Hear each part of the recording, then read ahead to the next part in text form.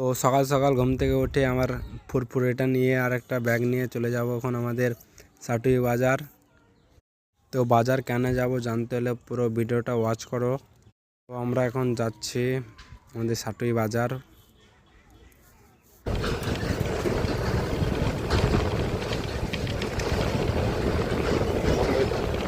সাটুই বাজার আসার পর আমি নিচ্ছি মাংস বাড়ির জন্য, তার সঙ্গে সঙ্গে নিচ্ছি টমেটো, তারপর যে মটরশুঁটি, বিট, ওলকপি।